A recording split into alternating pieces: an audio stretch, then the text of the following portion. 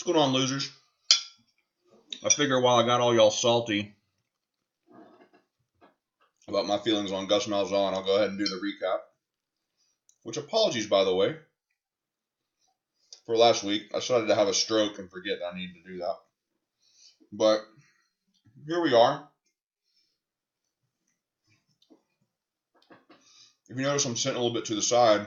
It's because of my big dick energy after beating Brennan and getting my big fourth win on the season. Pay no attention that it's 2 weeks away from the playoffs. But yeah, big four, working towards playoff eligibility. But yeah, we're balls deep into bye weeks, and I finally decided to score 150 points over Brennan. Brennan, Sacco Champ, living up to his name. I will see you again, my friend, in the consolation ladder here in a few weeks. Not the way a champ is supposed to go out. Not doing the Will repeat performance, that's for sure. But on to more interesting things. So Steve's team decided not to show up. I guess Riley, which is huge, by the way, getting a little more serious. Riley holding on to that 6th spot with a few more weeks. Can I help you? I'm sorry, dog was licking my dick. All right. But yeah, that's not weird at all. But yeah, Riley gets a good win. Let's see, still with Jameis Winston. I mean, the pick king, even though Phillip Rivers is trying to go hard after that title. Yeah, can't fault him because he got a good win. 104, you probably want to score a little higher than that, or hope to score a little higher than that going forward, but you never know. But what really helped Riley build a little bit of fluff room is Chris knocking down BMO. Chris getting a good win. BMO in 4th, had a BMO cruising through the first part of the season in 3rd. Slipping a little bit to Chris, even though that's a really hard, tall mountain to climb. Chris, of course, sitting with 2 losses, so those 2 brave souls, mazel tov to you, because I don't think we're slowing down. We can't let the hammer go back. I mean, come on. Chris can make a hammer whenever he wants. Also in that same club that BMO needs to look out for is Matt. You get a good win over Matthew. The Matt ball goes to the band director, Matt. Sorry, my dog. But yeah, that's going to be huge going forward. So, some of these games coming down the stretch, bring your A game because it's going to be tight. Yeah, for real, it's going to be good. So, good win for Matt. Matthew, oh shit. That really is an upset. So, Matthew's sitting in 2nd place after the BMO slide and some other sliding. So, yeah. So, Matthew, I think you locked the playoffs up. Matt, you're still should be good. I know with Riley and some others showing at the bit, that's going to be hard.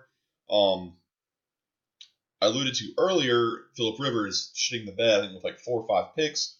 Colin, my respects. Not your week. Not your week at all. It's so good. I love Halloween. I love Halloween. I love Thanksgiving. There's turkeys everywhere. You let Nick win, man. You let Nick win.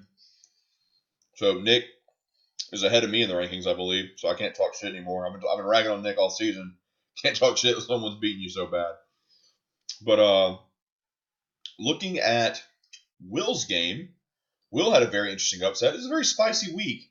I was a little busy this weekend running around and cleaning up from a Thanksgiving party and getting the house squared away. And Katie's been showing us a ton of houses, so I've been single dadding a lot. But yeah, it was actually a really good weekend because B Wade right there on the cusp can't really afford any more losses, dude. Like, you're right there. And Will at 5 and 6 probably shouldn't have gotten that win. So, but Will with Lamar Jackson, that's going to be hard. Will, with 2 weeks left, I think it's going to be really hard. I think you can get some crazy stuff. You may be able to sneak in. Who knows? Because again, it's a fun year because we're all jam packed. So I'll go ahead. I know this is going to be short and kind of unfulfilling, much like Sex with a Hooker. So I'm going to hooker my way over on into next week where we'll look at it, where I'm sure I can pencil in a loss for me as soon as this loads. Yep, Matthew. All right, so you get your bounce back win there. I just hope Derek Carr gets AIDS or whatever. So yeah, so I'm going against Matthew. If I do pull the upset, that second seed is great. I can knock you down to a third or fourth. That's going to be spicy. Huge matchup here. Riley cannot take a break. Neither can BMO because they face off together. That's the 4th and the 6th seed. They're both 6 and 5. So whoever wins that game is going to get a huge leg up. The other is probably going to slip, probably down to that 6th, 7th slot, considering what's going on. So work that waiver wire. That's a big one. That might be the game of the week coming into week 12. Matt versus Steve. You can't slip up there because, again, while it shows Steve in 11th place, he's 4 and 7. Matt 6 and 5. Again, a lot of 6 and 5 folks right there on the hairy edge. A loss this week, you're going to leave yourself a ditch to get out of. Turkey.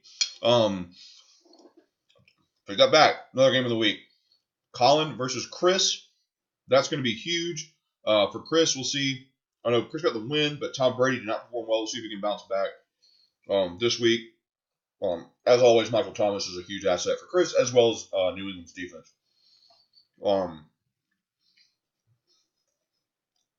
Little free tip, free Trace take, if you will. If you have New England players, now's the time to play them if they've been on your bench.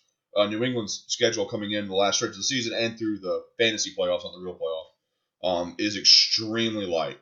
You get the Jets again, maybe the Browns, like Miami again. Like I forgot what it is, but I looked at it a few weeks ago and it's soft as hell. So if you're holding out on a Patriots player to come out, like now's the time, in my opinion.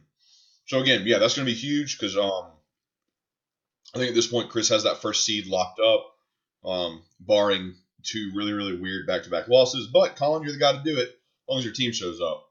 So again, that 6 and 5 mark, you're going to have you need to get a win over Chris, otherwise you're going to be crowded. The season is going to be nuts. Will face off against Nick. Now again, I've been ragging on Nick, but Nick's been upsetting people. Got a win against Chris. I forgot who's the other person who beat Chris. We'll have to see. I'm too lazy to go back and do it while I'm eating. But Will, to keep his playoff hopes alive, needs to get a win against Nick, which apparently is just like the giant killer this year out of nowhere. Brennan, the Sacco champ, looking to square off against B. Wade.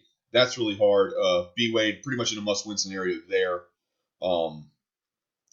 Currently the 7th seed and looking in a win against Brennan would go a long way in keeping your playoff hopes alive. If I do my cheating league manager tools, projected playoff bracket. So if the season were to end today, right now, Chris and Matthew would get buys.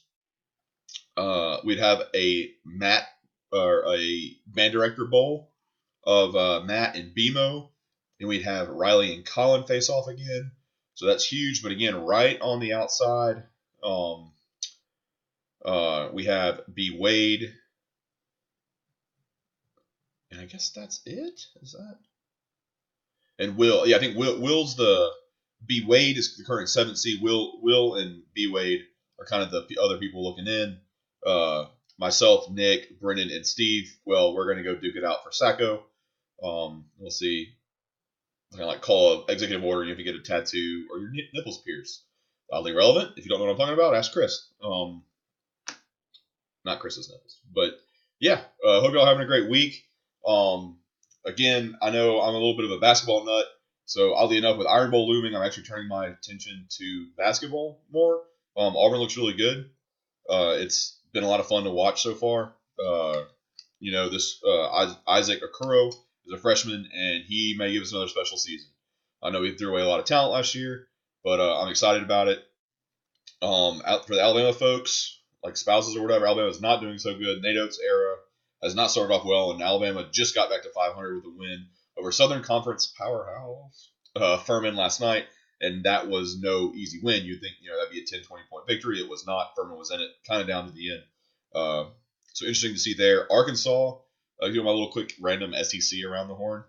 LSU looks good with their players back. Kentucky with the early loss to Evansville, which is nuts. They're number 1. I think someone said that's the equivalent of the Appalachian State Michigan game, but Appalachian State beating Alabama when they were number one. Think of one of their like a little bit earlier dominant years. So huge upset. Arkansas looking good defensively, have been really strong. We'll see if they can keep that up with SEC play. It's interesting. Like Auburn's been victim of this too. You blow through your non-conference schedule, whether it's strong or not, and then you get to conference play and you shit the bed. So looking pretty good. But Auburn on a good track. I'm excited. Shooty hoops, definitely living for it. So yeah, y'all have a good rest of the night. I'm gonna go finish my Turk, and I'll catch y'all next time. Set your lineups. See ya.